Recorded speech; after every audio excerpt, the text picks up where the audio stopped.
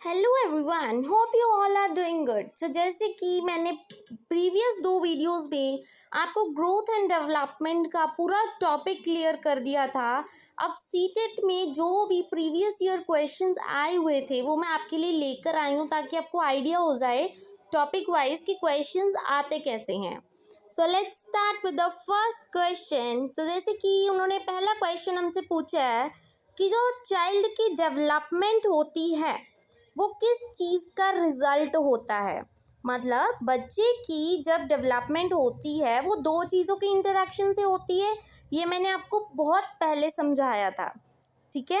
तो पहला तो है अपब्रिंगिंग, तो अपब्रिंगिंग तो बिल्कुल भी नहीं होगा। तो सेकंड है हेरिडिटी, अकेला हेरिडिटी भी किसी काम का नहीं है। फिर आती है इन्वायरमेंट, वो इन्वायरमेंट भी किसी काम का नहीं है। तो चीज़ क्या होती है हमेशा दोनों का कॉम्बिनेशन। मतलब दोनों के कॉम्बिनेशन को क्या बोला जाता है, हम कहते हैं कि बच्चा डेवलप हो जाता है उन दोनों की कॉम्बिनेशन से। So I hope this question is clear to you कि दोनों का कॉम्बिनेशन ज़रूरी है। So now comes the second question, which term describes the child's physical growth. मैंने आपको फिजिकल ग्रोथ के बारे में बताया था कि एक हमने ग्रोथ की थी, एक डेवलपमेंट। जब फिजिकल ग्रोथ की बात आती है, फिजिकल का मतलब क्या होता है, बच्चे की बॉडी स्ट्रक्चर में ग्रोथ आना। तो क्या वो क्वालिटेटिव होगी? नहीं। क्वालिटेटिव क्या थी हमारे पास? क्वालिटेटिव हमारे पास डेवलपमेंट थी। क्वांटिटेटिव होगी, कंसेप्चुअल होगी या अनऑर्गेनाइज्ड होगी? तो हमारे पास क्या है आंसर इसका? क्वांटिटेटिव। ये मैंने कराया था कि चीज़ क्वांटिटी में होती है। I hope this 2 questions are clear. Now comes to the third question, which of the following is a heredity factor. मतलब हेरिडिटी का फैक्टर कौन सा होता है? हेरिडिटी क्या होती है? वो फैक्टर्स होते हैं जो हमें हमारे पेरेंट्स से मिलते हैं। तो हेरिडिटी का इसमें क्या फैक्टर हुआ? Thinking pattern? नहीं, थिंकिंग तो अपनी खुद की होती है बच्चे की। कलर ऑफ द आई, ये हो सकता है क्योंकि ये हमें पेरेंट्स से मिलता है। सेम टू सेम जैसे मदर की आइज़ होती है, कई बार बच्चे की आइज़ भी सेम होती है। पार्टिसिपेशन? नो, कई बार बच्चे का इंटरेस्ट ही नहीं होता उस चीज़ में जिसका उसके पेरेंट्स के था। Then comes attitude towards peer group?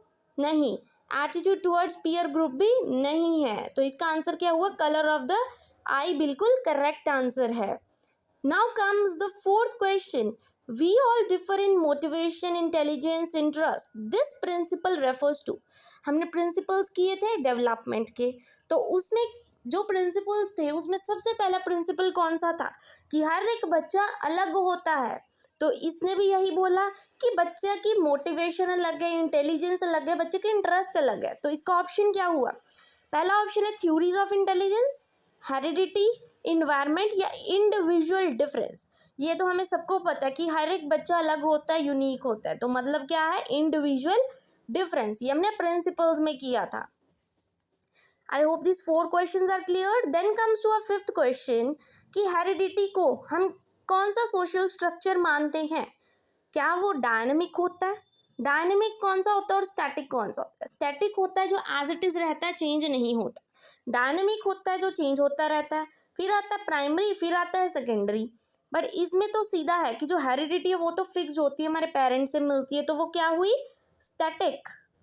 Then comes the sixth question, in which of the following period does a physical growth occurs at a rapid pace? ये मैंने करवाया था कि किस साल में, मतलब कब बच्चे की, किस पीरियड में बच्चे की ज़्यादा, मतलब क्रूशियल पीरियड होता है, बच्चा सीखने की क्षमता रखता है, उसकी ग्रोथ कब होती है।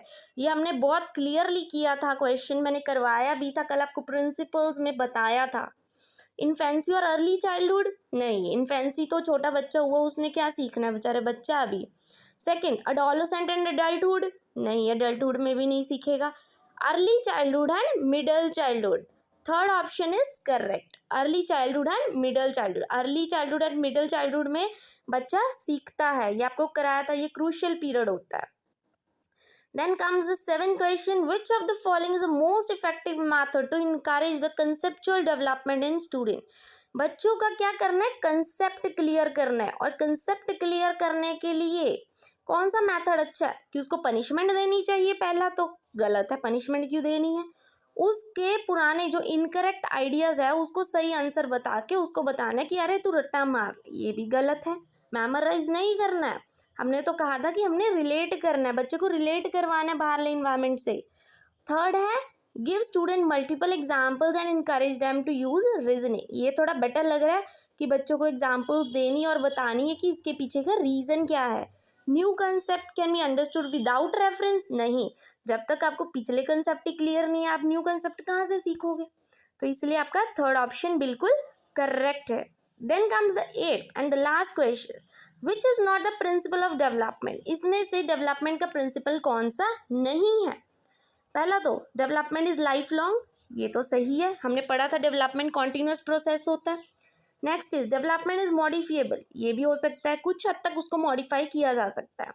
Development is influence by both heredity and development, ये भी कराया था, दोनों के इंटरेक्शन से होता है। तो बचा क्या, लास्ट वाला है जो कि प्रिंसिपल नहीं है, नॉट। ये नॉट याद रखना, बिकॉज ये नॉट के चक्कर में आपके बहुत सारे नंबर कट जाते हैं। ध्यान रखना क्या पूछा गया है और कौन सा आंसर उसके आसपास है। कई बार ऐसा होता है वो सारे ऑप्शंस करेक्ट तो होते हैं, बट देखना आपने कि कौन सा सबसे अच्छा ऑप्शन आपको लग रहा है। तो लास्ट में ये प्रिंसिपल नहीं है। I hope this video is useful for you. Thank you very much and please don't forget to like and subscribe my channel.